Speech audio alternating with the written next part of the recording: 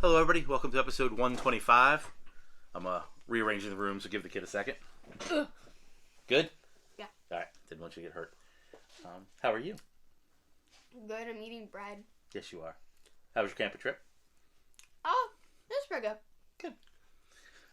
Cheyenne was camping last weekend, so she didn't get to watch the Saturday game, which you didn't miss anything. It's kind of good. It wasn't a great weekend for Philadelphia, but you did get to see the Penguins game, which unfortunately they lost, but there was a heck of a lot of goals. Yeah, it was a good game though. The little goaltending, and we'd have pulled that one out. So I thought both games last weekend were winnable. They just, they were close. Close went the Rangers, dropped them the Penguins. It's a shame those points are really important, but they were both winnable games.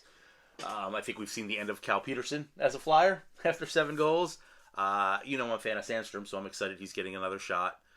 So he should get at least 4 or 5 more games before the season's out to see if he can stick around. So it's it's in his hands. We'll see what happens with him. Yeah. Got to figure I'm guessing he's probably gonna get the Ottawa game. So play the Caps tonight. Yeah. Let me see. So what else? So fan club. We have been one more year. We are revoted to be the social media managers of the fan club. Thank you. Thank you. Everybody. Yes, so we appreciate that. So if you haven't joined the fan club, there's still a chance. There's still some meetings left. We're still going to try to do one more watch party. Did you have fun at the watch party? Yeah, it was a lot of fun.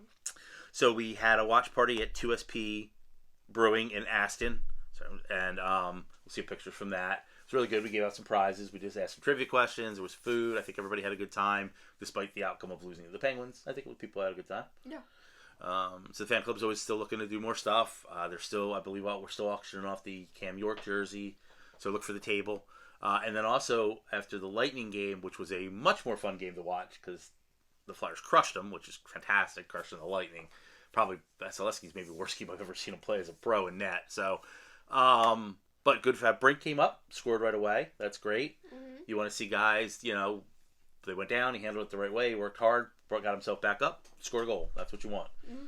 So, but we got all the fan club members that were in attendance got to go on the ice and take a picture after. So being in the fan club really does some cool stuff. So there's still a chance you can still join that. We'll show you some pictures from that. And I'm trying to think if there's something. Oh, and then also, again with the fan club, we donated a check to the Overbrook School for the Blind hockey team. Misty, and in conjunction with the Hart family. So you've met Lauren Hart, who sings the anthem many times. Her father, I always tell you about, was a fantastic broadcaster when I was growing up. That's my voice of the Flyers. As much as I like JJ, my voice of the Flyers is Gene Hart. So with the Hart family, we donated to the Overbrook School for the Blind hockey team, which was cool. Gotta love when you get any chance you can do charity work. So that felt good. Misty was there. So there's going to be a picture at the end of Misty, Lauren Hart, and the director of the program. But most of our stuff this week is about the fan club. As far as us, unfortunately, Joe Watson got COVID last minute, so he wasn't able to make the watch party. Yeah. So you didn't get to talk to him. We still had fun. It certainly wasn't Joe's fault. He's been pushing hard with that book, too. So Joe's a Flyers treasure, so we hope he feels better. And I'm sure we'll see him at something else. He said if we have another watch party, he's going to do his best to make that. So hopefully he does. I do want to remind people about Joe's book. If you haven't gotten it yet, Thundermouth, it's really good. I'm halfway through. I've got some more to go. I'm getting there. I'm a terrible reader. I'm a terrible reader. Yeah, So. your mom's the good reader in the family, and your older sister. But you and I read very slow. Yeah, I read slow. Even when it's a topic I like too. Like the book's really good. It's not Joe's fault. I love the stories in it. Bill did a good job. Like I learned a ton about him growing up. What it was like to be a minor hockey player back then. Like it's really great stories. I'm just a slow reader. Me too. So, but don't forget to pick up Joe's book if you can. Joe and Bill Meltzer did a great job. I think we're kind of good. It's a big weekend. The Caps game tonight is a big deal. It's Caps are the closest team below us. You really want to keep that distance. Oh, I knew I wanted to mention Tyson Forrester. Mm-hmm. So all season long. So first of all, I've always thought I really think Tyson's got 25 to 30 goal per season potential. And remember when you interviewed Lappy in the beginning of the season, he told you how much better his defensive play has gotten, and the goal scoring will come. But Lappy's his big thing was how much Tyson's overall game grew. Yeah. So you can go back and find that episode. I forget what number it was, but it's back there. Yeah, it was in the end of the summer. It was in August. So you and Ian LaPerriere. So Lappy had pointed out how proud he was of Tyson's overall game. I think we've all seen that. That's what kept him in the lineup, even when he wasn't producing. But now Tyson's starting to score. So I think if he keeps this up, which I certainly think he can do. I mean, he may break 20 goals as a rookie, which is very good. And he's not going to win it, but I think he can get himself into some Calder votes, too, for Rookie of the Year, which is awesome. So, it was a tough weekend last weekend, but certain guys... The thing I love best about this team is, like, no doubt Coots is having a hard time. Atkinson's been bad, but then other guys come in and step up, and that's what happens to a good playoff team, and that's what happens to make the playoffs. If you're not, when one's down, another one picks them up, and that's cool. I mean, granted, I want the team to eventually just be all firing on all cylinders and all full of talent, but that's not going to happen in Danny's first year. But I think you got to be happy with where they're at and everybody that's contributing.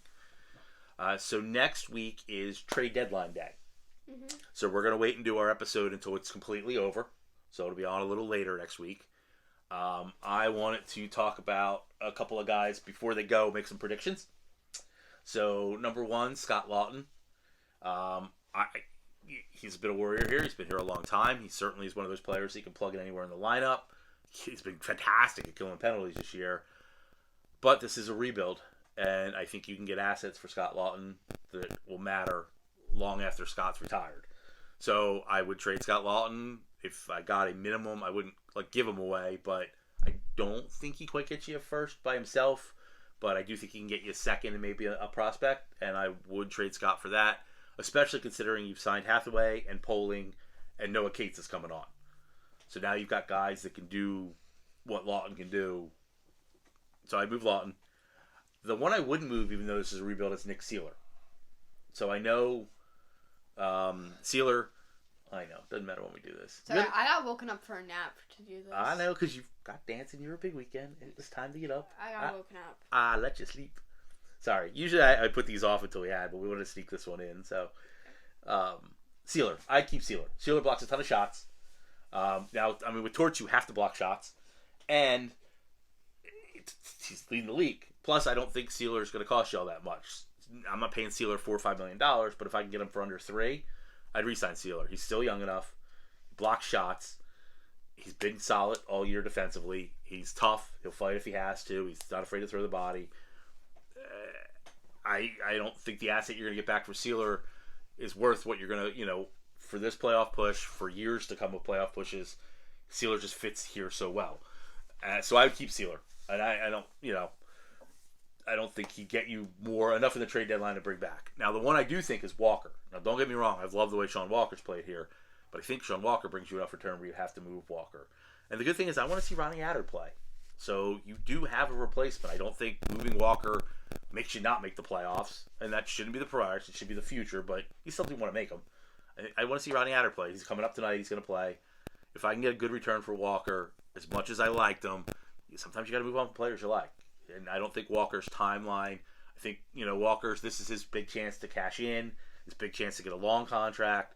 And I don't think that's what the Flyers should get involved in right now. Not at his age, not with his injury history. Sometimes you got to move on from a player you like in a rebuild, and I think that's Walker. Now, and here's my theory earlier I put out on Twitter.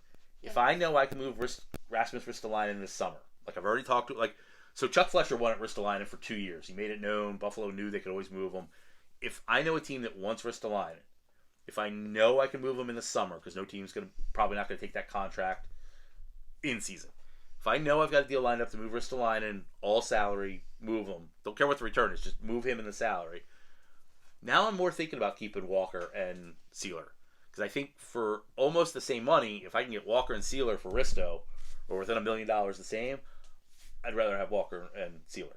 So that's my only way I would keep Walker and Seeler, is if I knew trade deadline, I got to deal with X team to move Ristolainen and that contract. So we'll see what happens. Trade deadline plays out. We'll watch it. Are you done yapping? I am done yapping. I know. I'll get back to sleep. Sorry. Usually you deal with me. Usually you have input, but I know you're tired. Yeah, and I have to get ready for dance too. So tell everybody thank you, and we will see them trade deadline day. Thank you for watching. Bye-bye. I will see you at trade deadline day.